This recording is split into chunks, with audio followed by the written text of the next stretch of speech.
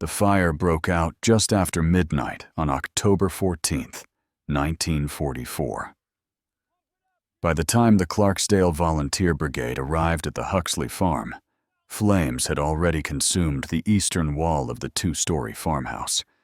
What they found in the attic would trigger an investigation that reached Washington within 48 hours. Fire Chief Raymond Duluth made the discovery while checking for structural damage after the blaze was contained.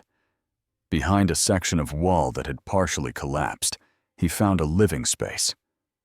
2 cots, neatly made, a small table with books stacked in careful rows, plates and utensils arranged on a wooden crate, and 2 men, suffering from smoke inhalation but alive, who spoke in accented English, and then, when pressed, in German. The men gave their names as Wilhelm Krauss and Hans Becker. Both were listed in War Department records as escaped prisoners from Camp Algona, a German POW facility 60 miles north. They had been missing since June. Margaret Huxley, the homeowner, was found in the yard with severe burns on her hands and arms.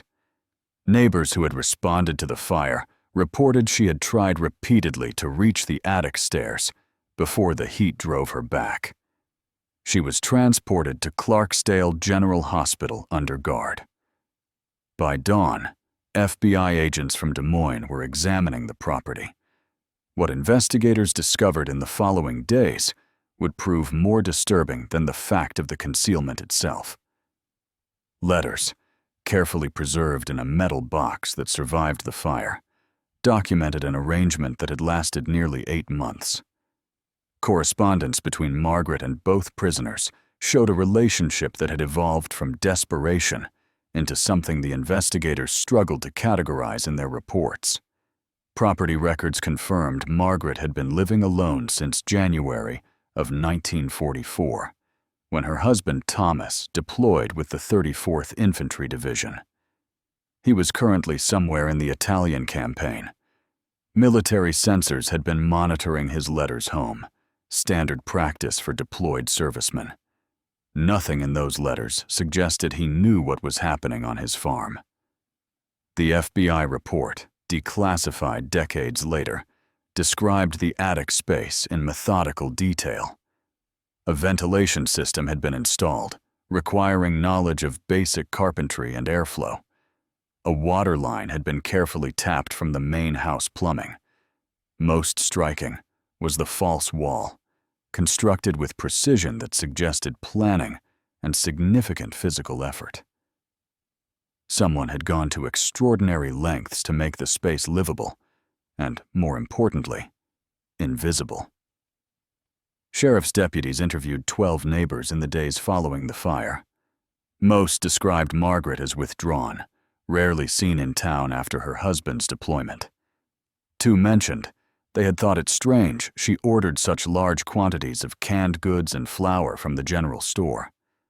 One woman recalled seeing Margaret carrying lumber from the barn to the house the previous summer, but had assumed she was making repairs.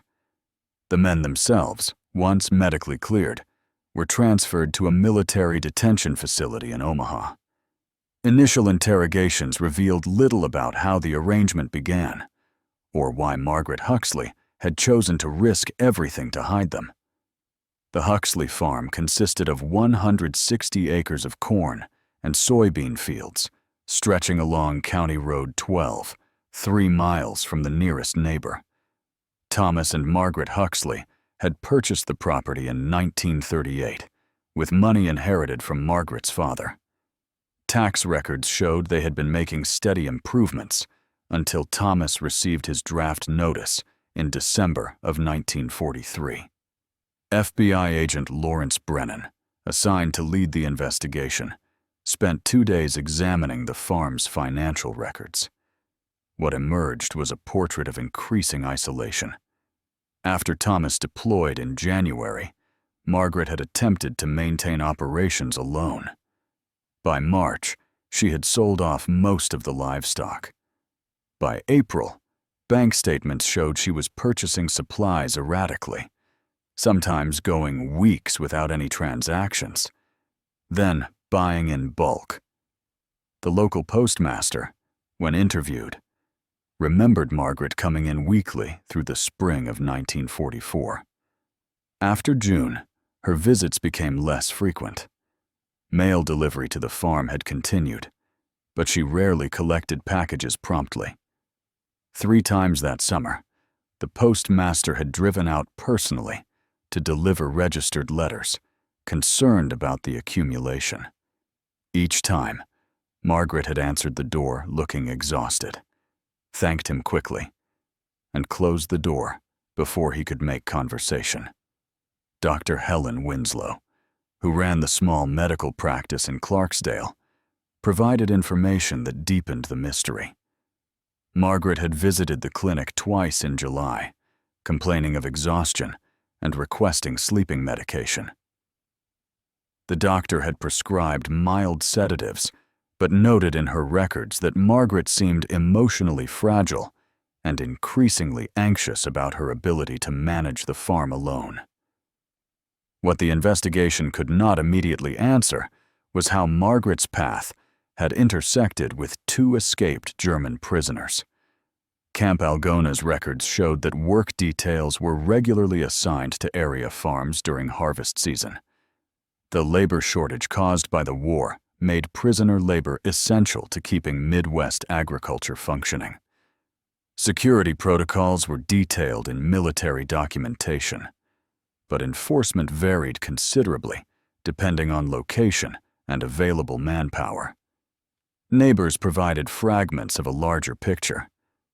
Dorothy Casper, who lived 4 miles east, recalled seeing a military truck on County Road 12 in early June. She had assumed it was delivering supplies or checking on farms with deployed servicemen. Another neighbor, Robert Finch, mentioned he had noticed the Huxley cornfields looked better maintained than expected for a woman working alone, but he had attributed this to good fortune with weather and soil conditions. The farmhouse itself told its own story. Investigators cataloged every detail. The kitchen showed evidence of cooking for more than one person, though Margaret had been careful. 3 plates stored separately from the others. A larger pot kept in the back of a cupboard. Small details that only became significant in retrospect. The barn revealed even more. Tools had been moved and reorganized. A section of hay bales stacked in a way that suggested they had been used to conceal something, then carefully replaced. Investigators found indentations in the dirt floor where 2 people had clearly slept for at least several nights before moving into the house. Agent Brennan's preliminary report to Washington raised questions that would take months to answer. How had Margaret Huxley, a farmer's wife with no apparent criminal history or subversive connections, come to harbor enemy prisoners? What had motivated her to take such an extraordinary risk? And perhaps most puzzling, how had she managed to keep them hidden for 8 months in a rural community where everyone knew everyone else's business? The investigation was further complicated by Margaret's condition. The burns she had sustained required extensive treatment.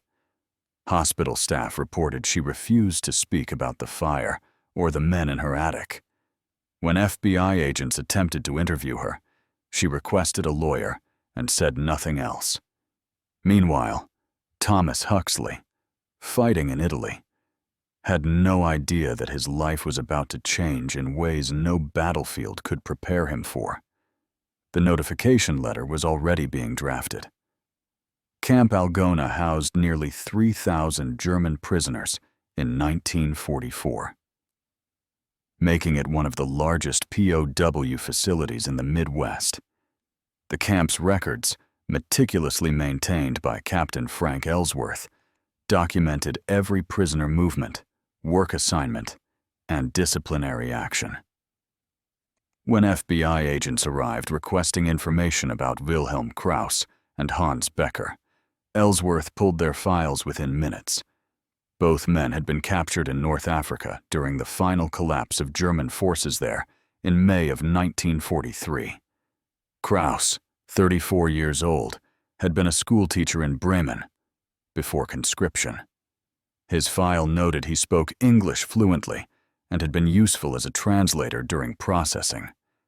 Becker, 23, had trained as a medic and had been assigned to medical duties within the camp hospital. The escape had occurred on June 7th during a routine work detail. 12 prisoners had been transported to area farms to assist with early summer field work. Security consisted of 2 guards and a truck driver. The prisoners were considered low risk. Most had demonstrated compliance with camp rules and showed no interest in escape attempts that, realistically, had little chance of success in the Iowa countryside. The work site that day was the Pemberton farm, 7 miles from the Huxley property. At approximately 2:30 in the afternoon, during a water break, Kraus and Becker had simply walked into a cornfield and disappeared. The guards had discovered their absence within 10 minutes. Search dogs were brought in by evening. What followed was a manhunt that lasted 3 weeks. Military police combed a 20-mile radius. Roadblocks were established on major routes. Local law enforcement checked barns, outbuildings, and abandoned structures. The assumption, documented in daily reports, was that the men were attempting to reach larger cities where they might find sympathetic immigrant communities or stow away on trains heading toward ports. No one considered they might have traveled only 3 miles and stopped. Captain Ellsworth's testimony to investigators revealed something unexpected. Both Kraus and Becker had received letters through Red Cross channels on June 4th, just 3 days before the escape. The letters, which passed through military censors, contained news of Allied bombing raids on German cities. Kraus's wife and 2 daughters had been killed in Bremen during a raid in April. Becker's entire family had perished when their building in Hamburg took a direct hit in May. Camp protocol required monitoring prisoners who received such news for signs of emotional distress or potential security risks. Both men had been observed, but showed no outward signs of planning anything. Kraus had reported for work details, as scheduled. Becker had continued his duties in the hospital without incident. The escape itself had been remarkably simple. During the water break, while guards were distributing canteens to the other prisoners, Kraus and Becker had set down their tools and walked into the corn. The field was dense enough that within seconds they were invisible. By the time the guards organized a search pattern, the men had gained enough distance to evade immediate capture. Investigators interviewed the other prisoners from that work detail.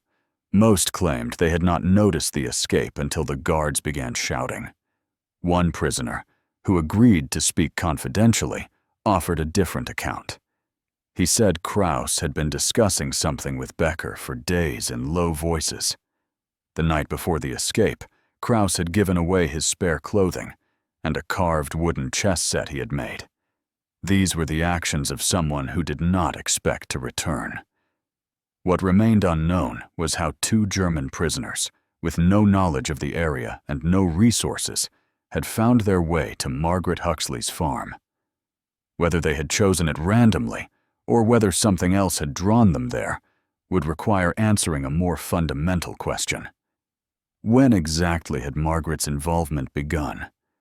Had she encountered them by chance, or had there been prior contact no one had yet discovered? The investigation was about to take a turn that would challenge every assumption about how the arrangement had started. The metal box, recovered from the attic, contained 47 letters. FBI linguist Sarah Hoffman spent 3 days translating the correspondence, working in a secured office at the federal building in Des Moines. What she discovered transformed the investigation from a simple case of harboring enemy prisoners into something far more complex. The earliest letter was dated June 15th, 8 days after the escape. It was written in German, in careful script on paper, torn from what appeared to be a farming almanac. The handwriting was identified as Krause's. The letter was brief, apologetic, and desperate. The translation read, "We mean no harm to you or your home. We were hungry and saw your barn. We will leave tonight if you wish it. We ask only for water and perhaps bread, if you can spare it. We have nowhere else to go." Margaret's response, written in German that Hoffman noted, was grammatically correct, but showed signs of disuse, was found tucked behind Krause's letter. "You may stay in the barn tonight. I will bring food after dark. You must be completely silent. If anyone discovers you here, we will all face consequences I cannot imagine." The correspondence that followed documented an arrangement that evolved week by week. Initially, the letters dealt with practical matters. Krause and Becker needed to remain hidden during daylight hours. Margaret established rules. No movement during the day. No noise that could carry beyond the barn. No fires or lights that might be visible from the road. By early July, the letters began to change. Krause wrote about books he had found in the barn, asking Margaret about American authors he did not recognize. Margaret responded with recommendations, including a lengthy explanation of Mark Twain's significance. In one letter, she admitted she had not spoken to anyone beyond brief exchanges in town for weeks. The isolation was affecting her more than she had anticipated. The letters also revealed how the attic arrangement came about. In late July, a neighbor had mentioned to Margaret that he would be stopping by to check on her property while passing through the area. Panic had driven Margaret to move the men from the barn into the house. The attic, with its small window facing away from the road and its separate access through a hallway closet, became the solution. What disturbed investigators most was the evidence of genuine communication developing between them. Krause wrote about his former students in Bremen, the literature he had taught, the life he had expected to return to before the bombing. Becker's letters were shorter, but equally revealing. He wrote about growing up in Hamburg, his forced conscription at 17, his desire to practice medicine in peacetime. Margaret's letters grew longer as summer progressed. She wrote about Thomas, her fear that he would not return from Italy, her shame at being suspected by neighbors simply because her parents had been German immigrants. In one letter dated August 23rd, she wrote, "I know what you are, I know what this is, but when I bring food to the attic and we practice English words, I do not feel alone in the way that has been crushing me since January." Hoffman's analysis noted that the correspondence showed no evidence of romance or improper relationships. Instead, it documented 3 isolated people finding unexpected connection in circumstances none of them had chosen. The letters discussed literature, language, farming techniques, and the philosophical questions that arise when enemies must depend on each other for survival. The teaching arrangement became central to their daily routine. Margaret would sit at the top of the attic stairs, door cracked open, while Krause and Becker practiced English pronunciation. They, in turn, helped her recall the German her parents had spoken, but she had suppressed after Pearl Harbor made German heritage something to hide rather than celebrate. One letter, written by Margaret in September, contained a passage that would be quoted extensively in dial proceedings. "I do not know if what I am doing is right. I know only that I cannot turn away from people who are suffering, regardless of what uniform they once wore. Perhaps this makes me a traitor. Perhaps it makes me human. I no longer know the difference." Margaret Vogel had been born in Clarksdale in 1913 to German immigrants who had arrived in Iowa before the First World War. Her father, Ernst Vogel, operated a successful bakery on Main Street. Her mother, Helene, was known for her charity work with the Lutheran Church. By all accounts, the Vogels had integrated seamlessly into their community. Census records and school enrollment documents painted a picture of an ordinary Midwestern childhood. Margaret attended Clarksdale Elementary and graduated from the county high school in 1931. Teachers remembered her as quiet, studious, and fluent in both English and German. She had worked in her father's bakery through her teenage years. She married Thomas Huxley in 1936. He was the son of a farming family from the next county, with no German heritage, but no apparent prejudice about it either. The marriage had been considered a good match. When Ernst Vogel died in 1937, leaving Margaret a modest inheritance, the young couple had used it to purchase their farm. Then came December 1941. Pearl Harbor changed everything. The Clarksdale Register, preserved in the County Historical Society archives, documented the shift. In January of 1942, the newspaper published the names of local men enlisting or being drafted. It also published letters to the editor questioning the loyalty of German-American families. One letter, signed by multiple residents, specifically mentioned the Vogel Bakery and suggested that German-owned businesses should be monitored for subversive activity. Ernst Vogel's bakery had already been inherited by Margaret's brother, Karl. By March of 1942, Karl had changed the name from Vogel's German Bakery to Clarksdale Bakery. The newspaper noted the change without comment, but the message was clear. Being German, even being the child of German immigrants who had lived in America for decades, had become dangerous. Margaret's diary, discovered in a bedroom dresser drawer, revealed the personal cost. Entries from 1942 and 1943 described increasing isolation. Friends stopped visiting. Invitations to church socials disappeared. When Margaret went to town, conversations would stop as she approached. In one entry dated April 1943, she wrote, "Mrs. Casper crossed the street to avoid speaking to me. Her son and Thomas trained together before deployment. Now she cannot bear to look at me." The situation intensified in January of 1944. 2 Clarksdale men were killed at Anzio during some of the heaviest fighting of the Italian campaign. Thomas Huxley's unit, the 34th Infantry Division, had been engaged in the same battle. Thomas survived. The town mourned the men who did not. Margaret's diary entries from that period showed someone emotionally unraveling. She wrote about nightmares, inability to sleep, fear that Thomas would be next.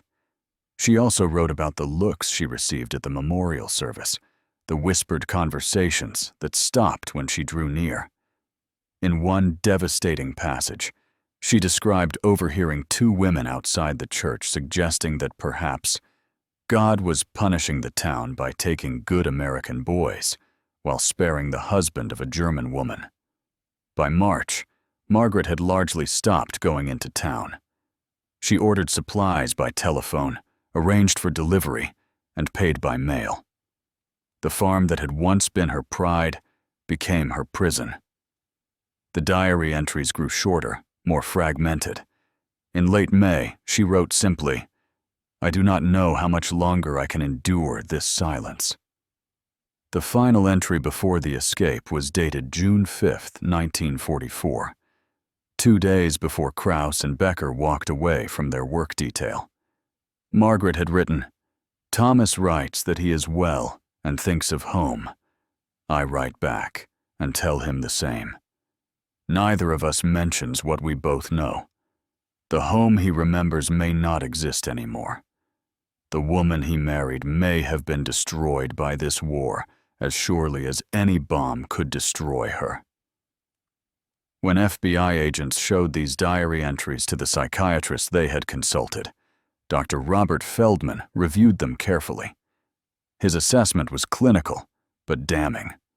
Margaret Huxley had been suffering from severe isolation, community rejection, and what would later be recognized as depression. She had been, in his professional opinion, vulnerable to making catastrophic decisions that defied all logic and self-preservation. Wilhelm Krause's file at Camp Algona contained details that complicated the simple narrative of enemy prisoners. Before the war, he had taught literature and philosophy at a gymnasium in Bremen.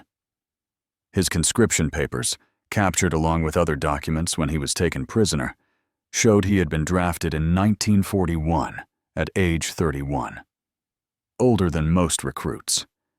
There was no evidence of Nazi party membership. His role in North Africa had been administrative, working in supply logistics rather than combat. Camp guards who had interacted with Krause described him as withdrawn, but cooperative. He had volunteered to help teach English to other prisoners, a service that improved camp morale and made administration easier. Captain Ellsworth noted in multiple reports that Krause showed no hostility toward Americans and had expressed, in careful terms, his hope that the war would end soon, regardless of outcome. The Red Cross letter that reached him on June 4th had been brief. His wife Anna and their daughters, Greta and Lisa, ages 9 and 6, had been in their apartment when the building took a direct hit during an April raid. The letter, written by Anna's sister, who survived because she had been visiting relatives in the countryside, contained only essential facts. There had been no suffering. The building had collapsed immediately. Hans Becker's story carried similar weight.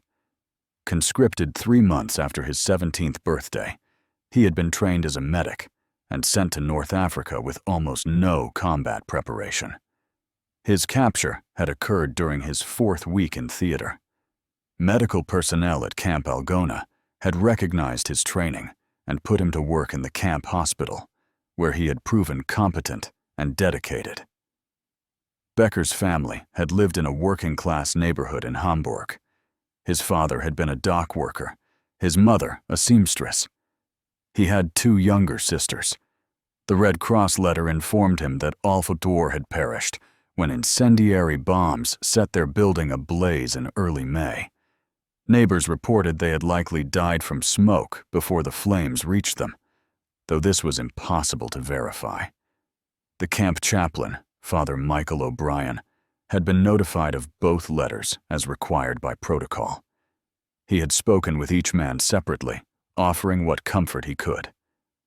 His notes, provided to investigators, described 2 prisoners dealing with grief in different ways. Krause had become even more withdrawn, speaking little and spending hours alone. Becker had thrown himself into work with almost manic energy, volunteering for extra shifts in the hospital. Neither had shown any outward signs of planning an escape.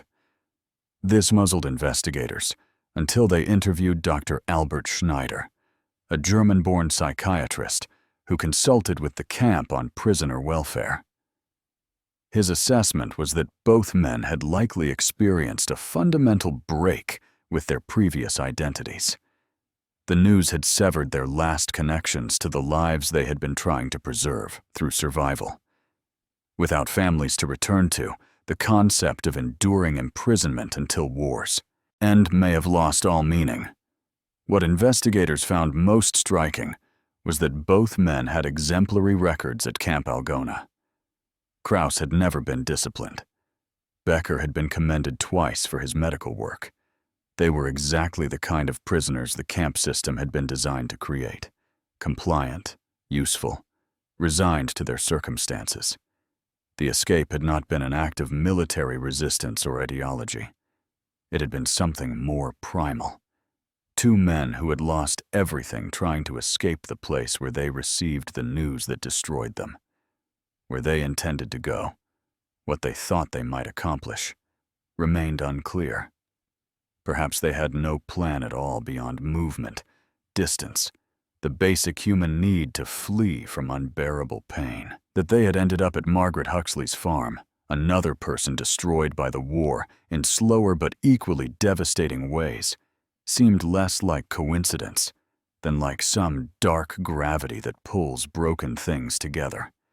3 people who had been hollowed out by a conflict they never chose, finding each other in the Iowa countryside through circumstances that defied any reasonable probability. The attic reconstruction became the most detailed portion of the FBI investigation. Agent Brennan brought in a structural engineer and a military security consultant to document exactly how Margaret had created a livable space capable of hiding 2 men for 8 months. The attic access itself had been ingenious. The original entrance was a pull-down ladder in the upstairs hallway. Margaret had left this intact, but created a second access through the back of a hallway closet. She had cut through the closet wall and installed a hidden door that opened into the attic space. From the hallway, the closet appeared normal, stocked with linen and household supplies. Only by removing the bottom shelf could someone discover the entrance. Inside the attic, the modifications were extensive. Margaret had installed a ventilation system using materials from the barn. Metal ductwork, normally used for grain storage, had been adapted to bring fresh air in from the gable vent while allowing stale air to escape through a carefully concealed opening. The system was crude but functional. It prevented the stuffiness that would have made long-term occupation unbearable. Water presented the biggest challenge. Margaret had solved it by tapping into the bathroom plumbing that ran up through the wall adjacent to the attic. She had installed a spigot connection, hiding the pipe behind insulation. A basin served for washing. Water was carried down in buckets after dark for disposal. The system left no trace visible from outside the house. The false wall was perhaps the most impressive element. Margaret had constructed it from barn lumber, creating a storage area that appeared to be the attic's full depth. Behind this wall, accessible through a panel that looked like part of the structure, was the living space. 2 cots, a meal table, shelves made from scrap wood, everything arranged with careful efficiency. Lighting came from kerosene lamps used sparingly. Margaret had stockpiled kerosene along with her other supplies, buying it in quantities that seemed reasonable for a woman living alone on a farm. The lamps were kept away from the window, and a heavy curtain ensured no light escaped at night. Food storage filled one corner. Canned goods, flour, dried beans, preserved vegetables from Margaret's garden. She had been accumulating supplies since June, buying gradually enough that no single purchase raised suspicion. The general store owner confirmed that Margaret's orders had been larger than expected for one person, but he had assumed she was stocking up due to rationing uncertainties. Investigators found evidence of Margaret's attention to detail everywhere.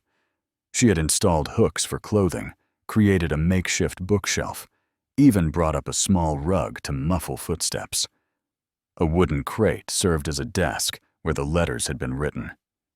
Everything showed planning, forethought, and a level of commitment that suggested this had become more than simple concealment. What struck investigators most was the normalcy of it. This was not a temporary hiding place. Margaret had created a space where 3 people could coexist for an extended period. The arrangement spoke to something beyond immediate necessity. It suggested she had accepted, perhaps even embraced, the situation she had created. The barn showed earlier evidence of occupation. Investigators found flattened areas in the hay where 2 people had slept, cans that had been opened and buried in the manure pile, a crude shelter created behind stacked equipment. This had been the first stage, lasting perhaps 2 or 3 weeks before Margaret moved them into the house. What remained unclear was the transition moment. At what point had Margaret decided that hiding them in the barn was insufficient? When had the arrangement shifted from temporary emergency to something resembling permanence? The letters suggested it had happened gradually, but somewhere between June and August, Margaret had made a commitment that would define the rest of her life. The engineering consultant's report concluded that the modifications would have required at least 2 weeks of work, probably longer. Margaret had accomplished this while maintaining the appearance of normal farm life, purchasing materials without raising suspicion, and keeping absolutely silent about what she was doing.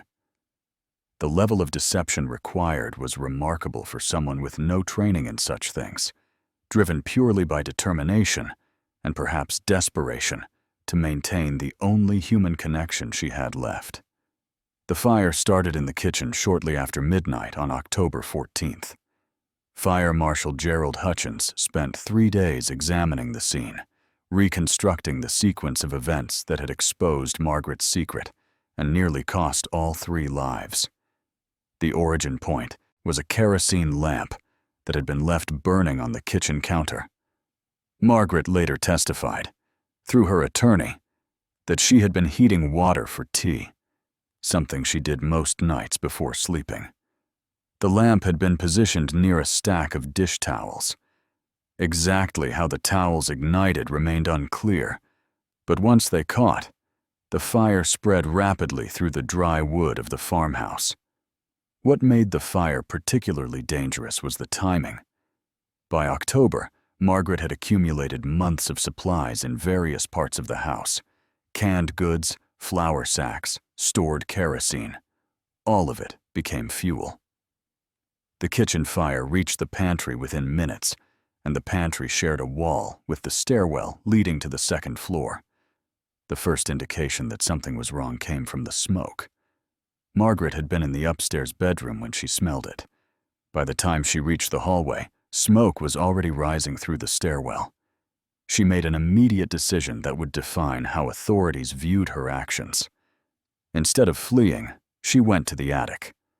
Fire Chief Duluth's report documented what happened next, based on physical evidence and Margaret's brief statements. She had opened the hidden door in the closet and climbed into the attic space. She found Kraus and Becker awake, already aware something was wrong from the smell of smoke seeping through the floorboards. The men had attempted to leave through the attic's concealed entrance, but Margaret had installed it to open only from the outside for security. In her panic to create the hiding space, she had made it a trap. The only way out was back through the house, which was now filling with smoke. Margaret led them to the pull-down ladder in the hallway. This was the original attic access, never used during their months of hiding, because it opened directly into the main corridor, where anyone could see it. Now it was their only exit. The smoke in the hallway was already thick. Margaret got the ladder down and told the men to descend. But when she tried to follow, the flames had reached the bottom of the stairs. The heat was intense enough that Kraus and Becker had stopped on the ladder, unable to proceed further. What happened in the next minutes was documented through burn patterns and witness statements from neighbors who had arrived before the fire brigade. Margaret had pushed past the men on the ladder, descending into smoke and heat that had already begun blistering her exposed skin. She made it to the ground floor and tried to clear a path through the flames using blankets soaked in water from the kitchen pump. Neighbors arriving at the scene saw her emerge from the front door, her hands and arms severely burned, trying to drag wet blankets behind her. She was shouting for the men to come down, that she had cleared a path, but the heat had driven them back up into the attic. The smoke was now pouring from the upstairs windows. 2 neighbors, Robert Finch and his son, David, had entered the house wearing coats soaked in water. They found Kraus and Becker collapsed at the top of the ladder, overcome by smoke. The men were dragged down and out through the path Margaret had tried to create, both unconscious but breathing. Margaret had fought the neighbors who tried to stop her from going back inside. She kept saying there were documents that had to be saved, things that would explain everything. The men had to physically restrain her as the fire consumed the eastern wall where the kitchen had been. By the time the volunteer brigade arrived, half the house was engulfed. The attic, ironically, survived with minimal damage. The hidden space that had sheltered 2 men for 8 months was preserved almost intact, a perfect capsule of evidence waiting to be discovered at dawn. Thomas Huxley received the telegram on November 3, 1944, at a field hospital outside Florence, Italy. The message was brief and carefully worded.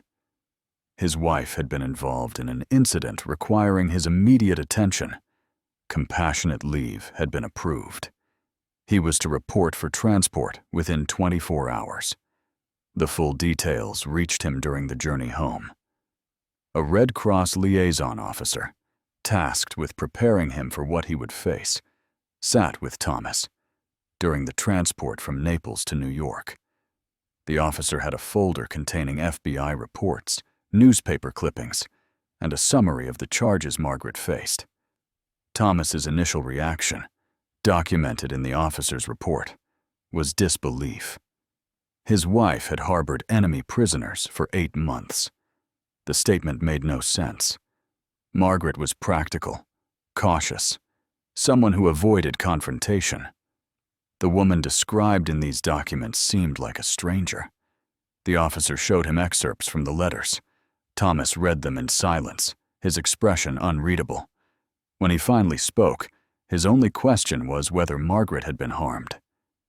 The officer confirmed her injuries from the fire and her current status under federal custody, though she had been released from the hospital to house arrest, given her medical condition. What the officer could not show Thomas were the intercepted letters Margaret had sent to Italy throughout the summer and fall. Military censors had been monitoring all correspondence from the Huxley farm since June, though they had found nothing suspicious. Margaret's letters to her husband had been ordinary, even tender. She wrote about weather, the garden, small repairs to the house. She asked about his health and safety. She told him she loved him and prayed for his safe return. Not once had she mentioned the 2 men living in her attic. Thomas arrived in Iowa on November 18th. His first stop was the farm, now partially collapsed from fire damage and marked with federal property seizure notices. Sheriff's deputies accompanied him as he walked through what remained of his home. He stood for a long time in the attic, looking at the space Margaret had constructed, the cots where 2 enemy soldiers had slept, the letters carefully preserved in their metal box. His second stop was the house where Margaret was staying under supervision, a small rental property in town.